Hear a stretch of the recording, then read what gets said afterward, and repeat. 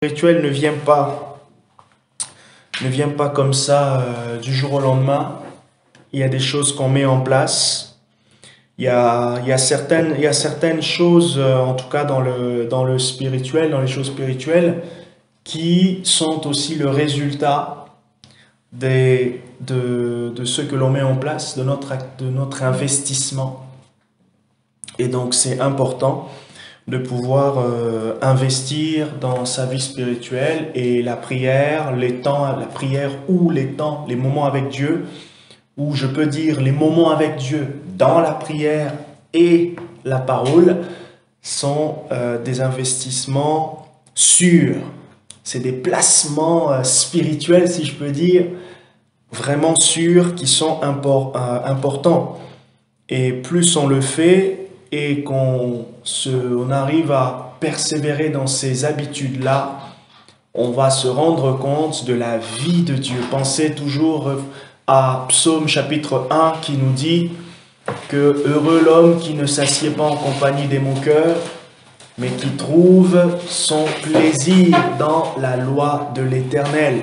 Il est comme un arbre planté près d'un courant d'eau qui porte des fruits au moment. Voilà, et il est dit, voilà, et dont le feuillage ne s'est flétri point. Vraiment, merci beaucoup Marie pour cette remarque. Vraiment, encourageons-nous.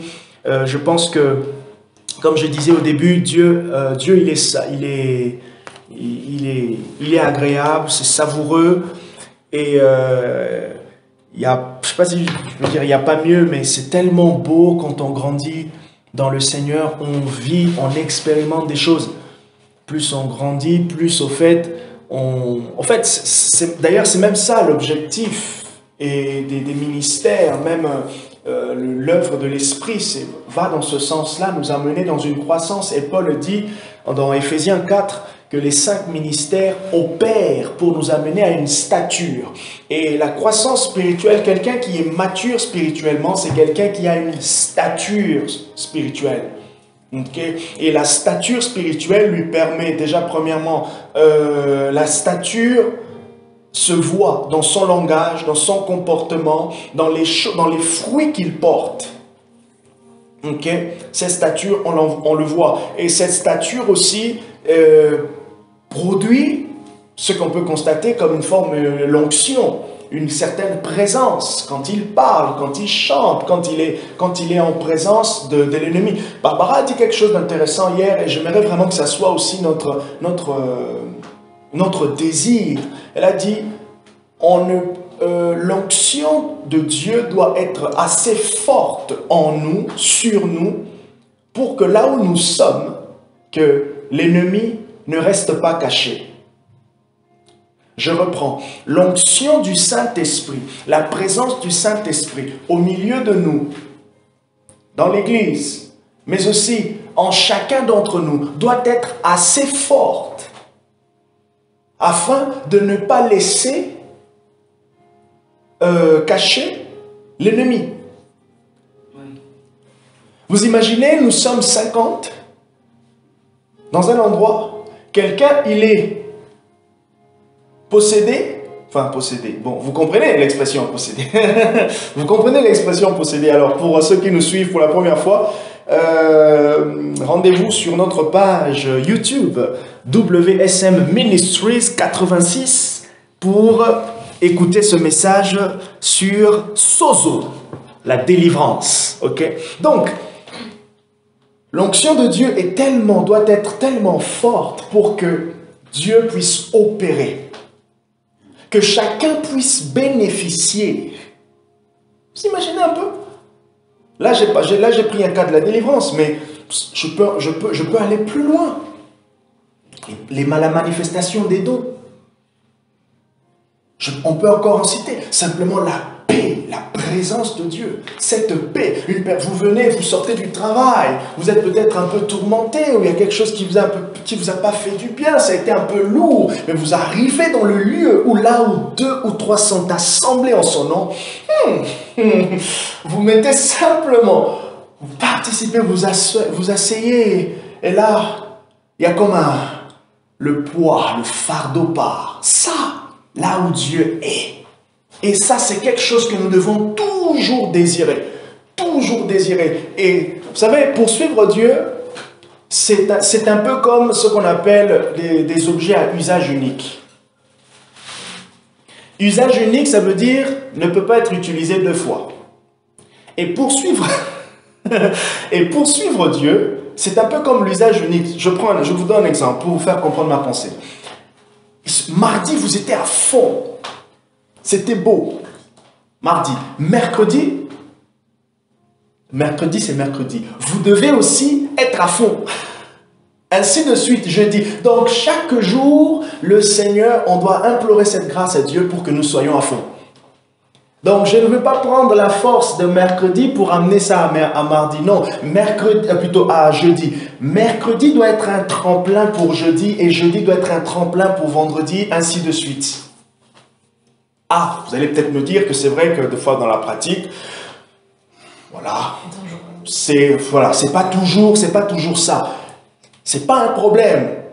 Même si mercredi, on a été très haut et plutôt jeudi, c'était un peu moins, vendredi encore moins, samedi doit être plus haut. Pourquoi? Vous devez penser à ce jour où vous avez été plus haut. Afin de se dire, ah Seigneur, je me motive encore aujourd'hui, je me motive. Et c'est ça, nous devons chaque jour nous motiver. Nous motiver, se motiver pour poursuivre le Seigneur. Et dans la motivation, on ne tire pas notre force en nous, mais on tire notre force dans le Seigneur. On demande à Dieu, Seigneur, aujourd'hui est un nouveau jour, renouvelle-moi en toi, renouvelle ma force spirituelle, renouvelle mon envie, renouvelle ma soif. Et quand on a fait cela, le Seigneur répond. Et aussi, vous pouvez du coup toujours aller penser à des choses qui vous motivent. Moi, le prophétique, c'est un peu comme ma carotte. Le prophétique, ou simplement grandir, les choses spirituelles, grandir, ça c'est ma carotte. More, plus, c'est vraiment ça me motive. Ok? Et aussi, on peut se motiver aussi en allant regarder ce que les autres font, ce que les autres vivent, les expériences que les autres ont avec Dieu. Ça peut aussi créer cette révolte intérieure pour dire, Seigneur, moi aussi, pourquoi moi je n'ai pas ça? Pourquoi moi je n'ai pas ça? On a peut-être la même vie chrétienne, on a peut-être la même année, même si avoir les mêmes années, ce n'est pas vraiment comment une raison en soi pour vivre les mêmes expériences. Mais toujours se poser la question, qu'est-ce que lui, il fait que moi, je ne fais pas? Et c'est là, quand on découvre le secret de qu'est-ce que la personne fait que moi, je ne fais pas, mais aussi quand on regarde qu'est-ce que Jésus faisait que nous ne faisons pas et qu'est-ce que Paul faisait que moi, je ne fais pas. Paul, il dit, je traite durement mon corps. Bien entendu, il ne se donne pas des souffrances. Alors, que le Seigneur nous aide à développer nos habitudes, les habitudes de prière, tous les samedis, de 10h à 11h, tous les soirs, à une certaine période. Les habitudes peuvent varier. Regardez ce qu'il est dit maintenant dans Luc, chapitre 10, à partir du verset 38. C'est une histoire que l'on connaît. Je vais nous exhorter ce matin. Ça va peut-être toucher un peu la pensée de Marie, d'une certaine manière. Et cette exhortation, c'est vraiment quelque chose qui m'a beaucoup plu dans mes moments personnels avec le Seigneur dans la semaine.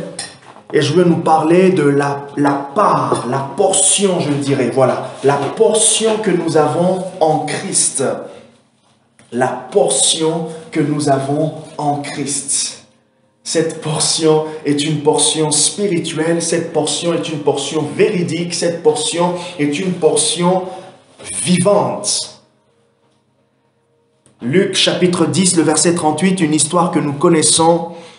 La particularité avec le livre de Luc, c'est que, premièrement, l'auteur était un scientifique, était un érudit, était un docteur. Okay?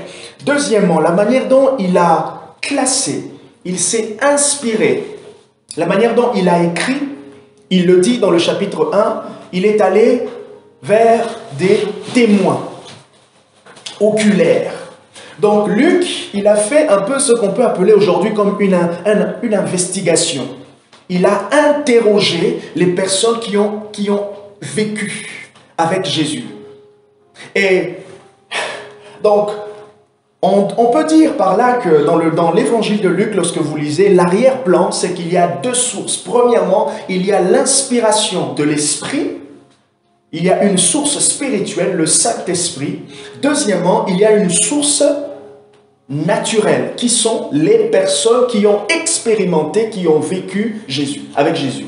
Donc, Luc, quand il a écrit son évangile, Jésus avait déjà vécu, Jésus avait déjà passé la croix. Luc n'a pas vu Jésus comme ça.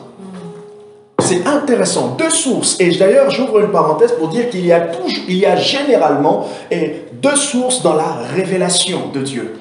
La révélation, premièrement, il y a toujours une source naturelle qui est l'information. Donc Dieu peut aussi passer par une source naturelle pour te parler, mais Dieu peut aussi passer par une source qui n'est pas naturelle pour se révéler à toi. Et là, il peut te parler directement par rêve, il peut te parler par une voix audible, une impression, d'accord? Et donc Luc, il dit au verset 1 que je me suis renseigné. Il écrit à un certain Théophile. Ok? Il lui dit, j'ai pris soin. Ah, j'aime bien. Et d'ailleurs, les 4 premiers versets de l'évangile de Luc, les 4 premiers versets, donc je suis au chapitre 1, c'est un peu une méthode presque historique, comme un historien. Voilà ma conclusion. D'ailleurs, Rodrigo, il est en train de préparer sa soutenance. Qu'est-ce qu'il a fait? Il est allé lire des livres, il a interrogé et il s'est servi de son expérience pour pouvoir rédiger. C'est ce que Luc a fait. Il s'est servi de ce qu'il a entendu des personnes qui ont vu et qui ont vécu avec Christ pour écrire. Donc son témoignage est véridique. Alors, regardez l'histoire du coup à partir du verset 38. Et je pourrais même ajouter une troisième particularité de l'évangile de Luc, c'est que Luc, il aime le Saint-Esprit. Il parle de l'Esprit, mais dans le domaine de la puissance. Et on a des versets phares comme le chapitre 4, le verset 18, chapitre 4, le verset 14 et le verset 18. Mais nous avons aussi Actes, chapitre 1, le verset 8. Et on a aussi Luc, chapitre 24, à partir du verset 48, je crois, ou 49, où Jésus dit à ses disciples, recevez le Saint-Esprit. Dans Luc. Donc vraiment, l'évangile de Luc, il est très très très beau. Et d'ailleurs, une autre particularité, et ça ce n'est qu'un découpage de l'imprimerie, l'évangile de Luc a des longs versets. Des longs chapitres aussi. Très longs. Le plus long, c'est le chapitre 1 ou 2 avec 80 versets. Bon, ça c'est un petit détail. Chapitre 10, Luc 10, verset 38. Pendant qu'ils étaient en route, il entra dans un village et une femme du nom de Marthe le reçut dans sa maison. Marthe, elle avait une sœur, verset 39, appelée Marie, qui s'assit aux pieds du Seigneur et qui écoutait sa parole. Première chose, Jésus a été reçu dans la maison de Marthe. Et deuxième chose, premier incident qui se passe, Marie, sa sœur, s'assoit avec Jésus et donc avec ses disciples et elle l'écoute. Troisième chose qui se passe, verset 40, Marthe était absorbée par les nombreux soucis du service, donc l'accueil, prendre soin de Jésus. Elle survint et dit, « Seigneur, tu ne te mets pas en peine de ce que ma sœur me laisse seule pour servir. Dis-lui donc de m'aider. » Donc on peut se voir là que même dans la coutume, c'était important de s'occuper de son invité. On peut voir au verset 40 que même dans la coutume, en fait, c'était important de pouvoir s'occuper des invités. Et on a l'impression là que Marie fait un choix qui n'est pas respectueux auprès des invités. Oh, j'aimerais dire quelque chose qui est très intéressant ici. Souvent, on remarque dans les évangiles ou on remarque dans la pensée de Dieu, et ça c'est une vérité qui est vraiment puissante. Dieu, dans la sagesse de Dieu, s'exprime généralement dans une forme contraire à la pensée habituelle. Regardez en fait le texte. Dans la coutume, on reçoit quelqu'un, on s'occupe de la personne. Mais là, qu'est-ce qui se passe? Regardez maintenant ce que le Saint-Esprit nous montre derrière le comportement de Marie. Marie s'assoit. Elle s'occupe de Jésus. Et comment est-ce qu'elle s'occupe de Jésus? En l'écoutant. On a là comme un fait contraire. Et c'est pour cela, Jésus, avec les pharisiens, ils ne le comprenaient pas. Pourquoi? Parce qu'il appliquait, la manière dont il appliquait la loi de Moïse, ça paraissait être comme un viol de la loi. Et la manière dont le Saint-Esprit, par moments, peut vous conduire, ça va vous paraître comme étrange. Je regarde une vidéo de quelqu'un qui opère dans les dons, il fait vraiment des miracles extraordinaires. Et il y a dans une des vidéos, quelqu'un vient pour la personne, elle avait... Ouais, voilà, la personne, je ne sais pas alors, je prends un parmi... Alors, elle avait un problème dans le genou. Hein, le jeune, c'était un footballeur. Et il a eu une entorse, il était cassé et tout, on l'a mis un bandeau vraiment bien serré. Ouais. Aujourd'hui, si c'était ici, on l'a mis une attelle en fait.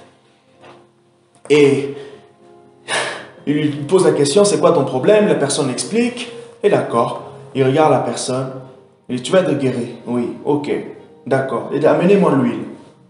On amène l'huile, il verse l'huile sur la tête de la personne, et lui dit, lève-toi.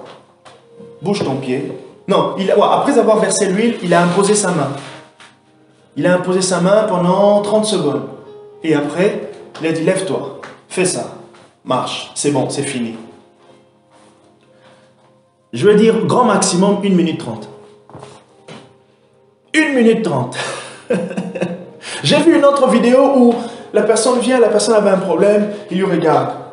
Il dit, c'est bon, tu m'as vu? Tu m'as vu?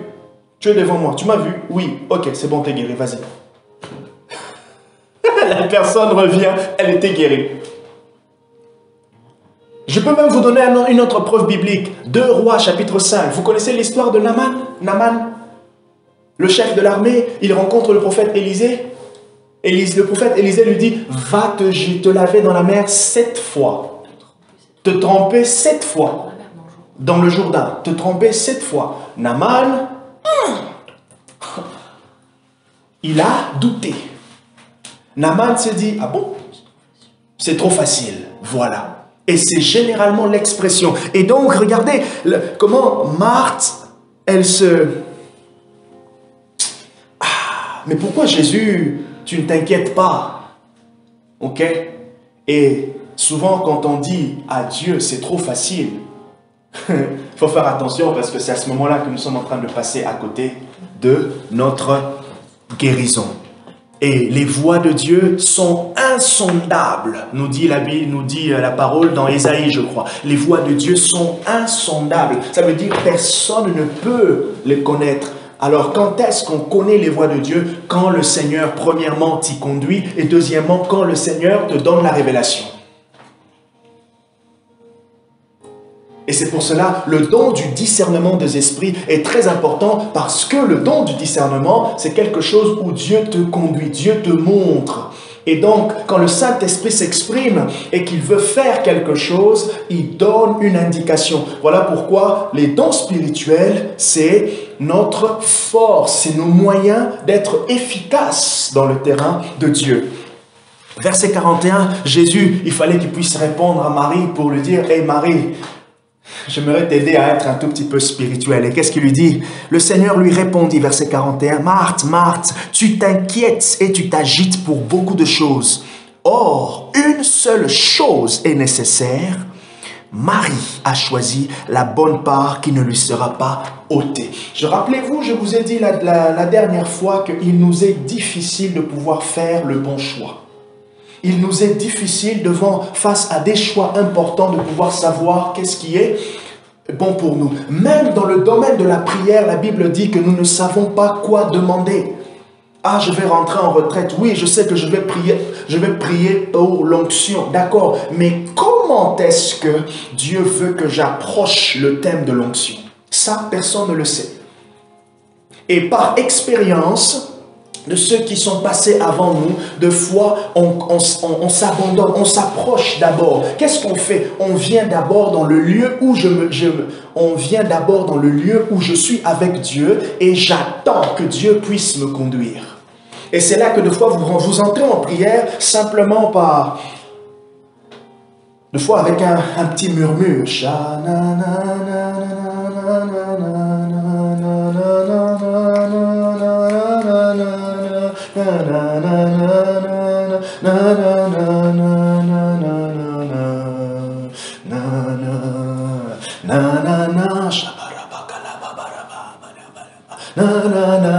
Vous êtes en train d'attendre, vous êtes en train de laisser, vous êtes là, vous savez que vous êtes avec Dieu et Dieu est en train de vous conduire. Et c'est ce qu'on appelle au fait s'approcher de Dieu. Et le Saint-Esprit, il t'y emmène petit à petit jusqu'à ce que une idée jaillit. Tu sens le truc. Et des fois, petite parenthèse, quand on rentre dans la prière, vous êtes passé avec un moment avec Dieu. Des fois, quand on se sent un peu lourd, quand on se sent un peu comme si je n'arrive pas, je ne sens pas le moment. C'est simplement, c'est pas toujours nous, la fatigue, mais c'est aussi, au fait, on ne sait pas quoi demander. Mais qu'est-ce qu'il est dit dans Romains 8, à partir du verset 28 ou 29? Que l'Esprit, à partir du verset 26 même je crois, l'Esprit, nous ne savons pas quoi demander, mais l'Esprit intercède pour nous par des soupirs inexprimables. L'Esprit prie avec nous. Le Saint-Esprit nous aide dans nos prières. Et de fois, là, le parler en langue nous permet de capter la pensée de Dieu pour un moment, ou une situation. Et on voit là dans la réponse de Jésus qui dit « Une seule chose est nécessaire, Marie a choisi la bonne portion, la bonne part. » Quelle était la bonne part que Marie avait choisie? Celle d'être à côté de Christ, mais aussi d'abord de s'intéresser à Christ. Une question que je nous pose, comment Marie pouvait savoir que c'était la bonne part? Savons-nous toujours quelle est la bonne part, notre bonne part? La bonne part, c'est quoi? La bonne part, c'est l'héritage de tout chrétien. La bonne part, c'est la portion que nous avons. En gros, dans l'idée de la bonne part, il y a un héritage. Dans l'idée de la bonne part, qui dit héritage, il y a une certaine richesse. Ok? Comment est-ce que Marie pouvait savoir que c'était la bonne part? Il se peut même, et c'est ça que c'est vraiment intéressant. Franchement, j'aime le ministère de l'Esprit parce que c'est impossible que nous puissions choisir la bonne part si Dieu ne nous y conduit pas, si Dieu ne nous aide pas. Notre assurance, et la Bible dit, ceux qui sont fils de Dieu sont conduits. Et ce que le Seigneur est en train de nous montrer dans ce texte, c'est deux réalités, deux positions, deux personnes. Chacune d'entre elles avec une certaine relation avec le Seigneur. La première, on a l'impression qu'elle a choisi la bonne part naturellement, machinalement. Et la deuxième, elle veut aussi choisir la bonne part, mais elle s'occupe d'abord d'autre chose. Ou soit, pour elle, la bonne part commence par ce que je donne à Christ. et non pas ce que Christ me donne. Est-ce que vous voyez? La bonne part que Jésus est en train de dire à Marthe, c'est que Marie a commencé d'abord par s'intéresser à lui. Il est dit quoi au verset d'avant? Elle avait une sœur appelée Marie, qui s'assit au pied du Seigneur. Notez l'expression s'asseoir au pied du Seigneur et qui écoutait. Elle s'assoit et elle écoute. Qu'est-ce qu'il est dit dans Psaume, le chapitre 1 que j'ai parlé tout à l'heure? Heureux celui qui ne s'assoit pas en compagnie des moqueurs. Et l'idée, si vous regardez en fait dans la Bible, l'idée qui est derrière l'expression s'asseoir, ça renvoie à l'attitude d'un disciple qui s'assoit au pied de son maître et qu'est-ce qu'il fait? Il écoute.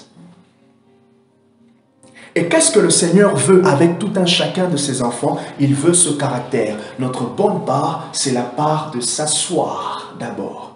Voilà pourquoi rien dans la vie chrétienne ne remplacera l'intimité, ne remplacera le lieu secret, ne remplacera votre relation personnelle avec Dieu. Un prédicateur qui s'appelle Arome Osayi, c'est un Nigérian, il a dit, non, oui, c'est lui. Il a dit,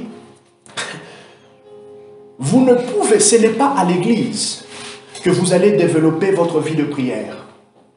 Ce n'est pas dans les réunions de prière que vous allez développer votre vie de prière. Ce n'est pas les réunions de mercredi. Voilà, j'ai cité Arome Osayi, mais je me récitais même notre ami Rodrigo, qui nous a exhorté il y a 2 semaines, un dimanche. Quand il a dit que quand on se retrouve le dimanche, tout un chacun, nous venons pour bénéficier des autres, parce que nous avons nous-mêmes, nous nous sommes nourris. Si nous venons au dimanche affamés de la semaine, vous serez nourris, mais vous allez toujours être un peu... ça ne serait pas suffisant. Et donc, rien ne pourra remplacer le lieu secret. Rien ne peut remplacer l'intimité, la relation personnelle que chacun a avec Dieu. Je peux vous aider à un certain niveau, mais il y a un autre niveau, il y a une part. C'est vous avec Dieu. Et cette part-là, je ne peux rien y faire. Et d'ailleurs, dans la pratique, on arrivera toujours à un point où cette part devra être complétée. Dans notre expérience, il y aura toujours une partie où c'est vous-même. Vous-même avec Dieu. Vous-même avec Dieu. La bonne part, la portion que nous avons avec le Seigneur. C'est d'être avec lui. L'idée derrière la bonne part, j'ai dit que c'est l'idée de l'héritage. L'idée de la richesse spirituelle. Regardez ce que la Bible nous dit. Si nous avons cette part, je pense que notre désir doit être vraiment de l'expérimenter, de puiser.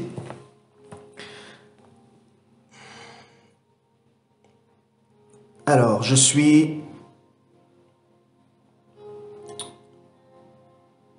veux prendre quelques versets concernant les richesses spirituelles. Regardez ce que la Bible nous dit sur les richesses spirituelles. Quelques caractéristiques. Il dit premièrement que les richesses spirituelles, c'est l'héritage des élus de Dieu. Les richesses spirituelles, c'est un héritage. La bonne part, c'est ce que nous avons. C'est notre héritage, c'est notre possession. Et premièrement, notre possession, ce n'est pas ce que Dieu nous donne. Notre possession, c'est d'abord Dieu.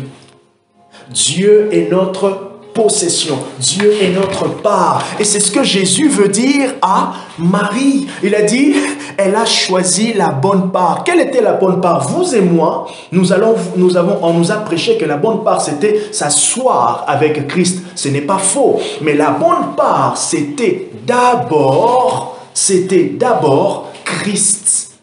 Marie avait choisi Christ. Et quand on choisit Christ, on choisit la bonne part. J'ai dit tout à l'heure qu'il nous est difficile de pouvoir faire le bon choix. Vous entrez en prière, vous ne savez pas comment prier, vous ne savez pas comment faire telle chose. Ah, j'ai envie de prier, mais je n'arrive pas. La chose à faire, c'est d'abord de dire, pendant 10 minutes, j'arrête. Seigneur, même quand je ne sais pas quoi te dire, ce qui est important, c'est d'abord de te dire que je suis là. Vous avez compris? Ah, je ne sais pas quoi dire dans ma prière, c'est pas grave. Sois simplement là. Est-ce que tu es présent? Oui. D'accord. Je suis professeur. Des fois, il y a des élèves, ils sont présents, mais ils sont inactifs. Ils sont présents comme s'ils ne sont pas présents, en fait. Mais, quand les parents vont aller sur Pronote, sur Internet, et qu'ils vont voir que l'élève était là, les parents ne se posent pas la question pour le reste. Donc, c'est toujours important. C'est pour cela, Dieu te dit, va. Dieu te dit, fais, fais. Ne te pose pas la question du reste. Seigneur, je ne sais pas quoi. Vas-y, sois là d'abord. Sois là d'abord. Ah, je pense que ça, c'est une pensée qui parle à quelqu'un. Ah, je ne sais pas par quoi commencer. Le problème, ce n'est pas par quoi commencer. Le problème, c'est d'abord de commencer. Parce que Dieu aime ceux qui commencent. Parce que le fait de commencer est l'expression de la foi qui va pousser Dieu à te dire quoi faire.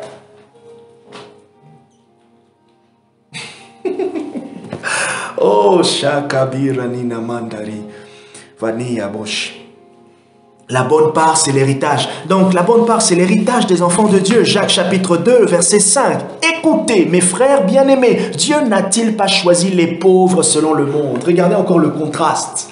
Dieu n'a-t-il pas choisi les pauvres selon le monde pour qu'ils soient riches en la foi?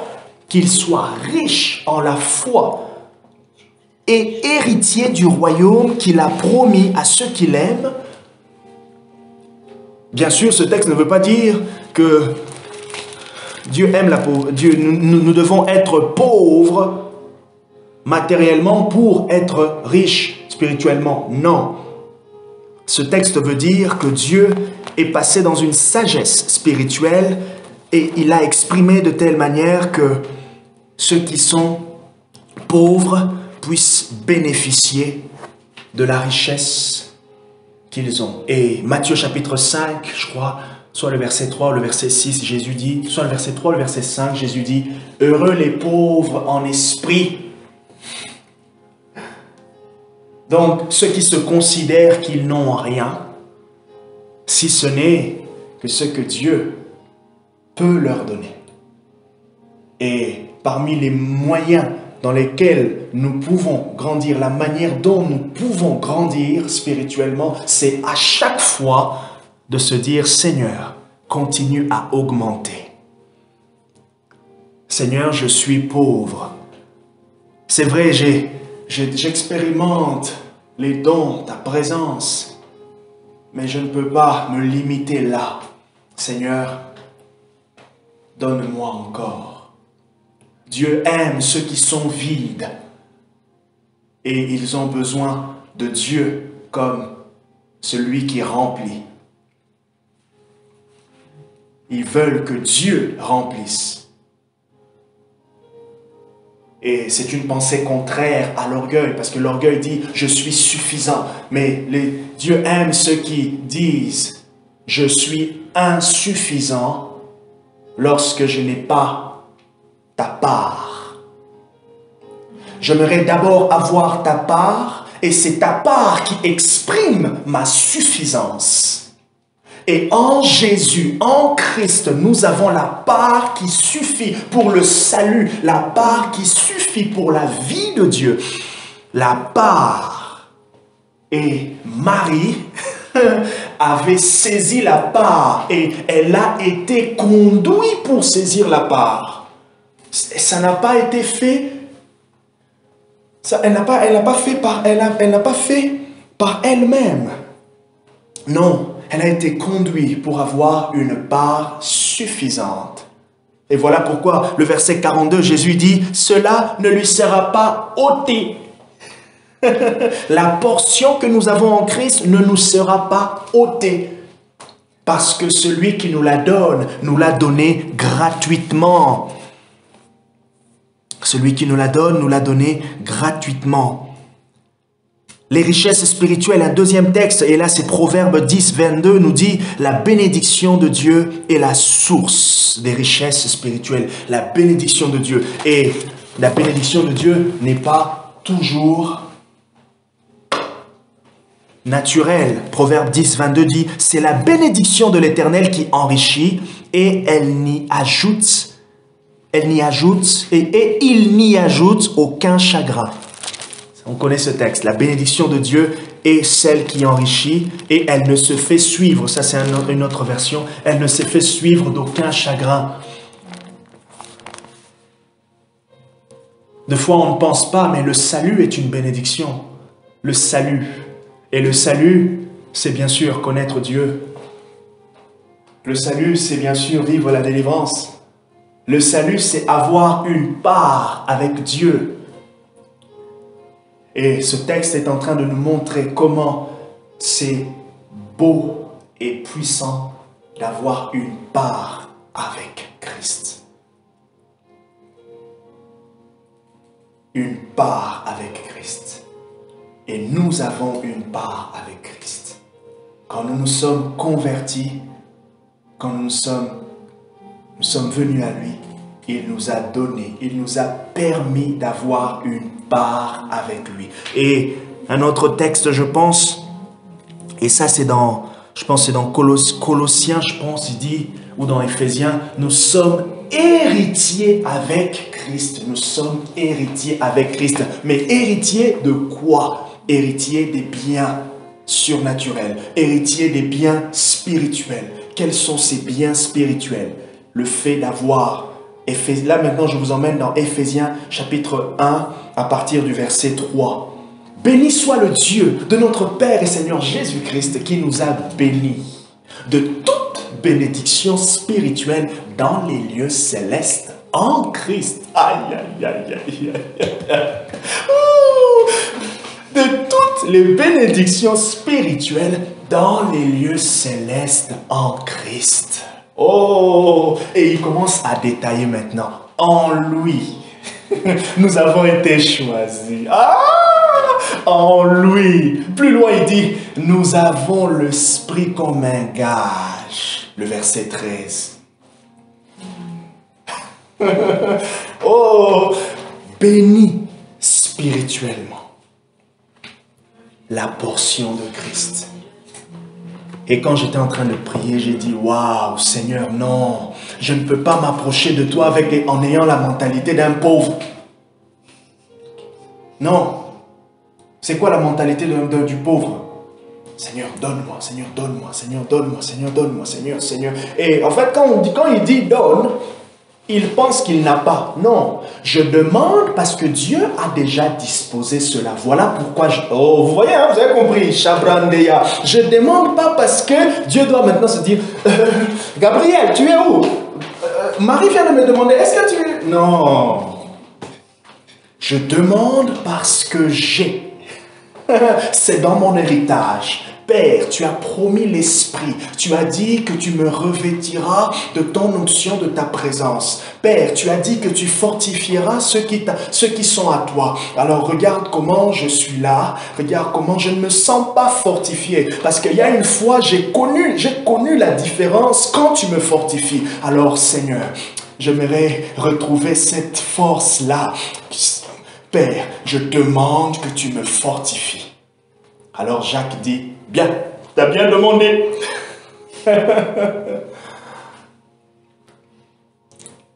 La portion que nous avons avec Christ. Approchons-nous maintenant comme des gens qui savent qu'ils ont une part avec Christ. Et cette part ne nous sera pas ôtée. Seigneur, je demande telle chose. Seigneur, je te remercie pour telle chose. Je te remercie pour telle chose. Pourquoi? Parce que j'ai part. Je suis héritier avec Jésus. Que Dieu vous bénisse.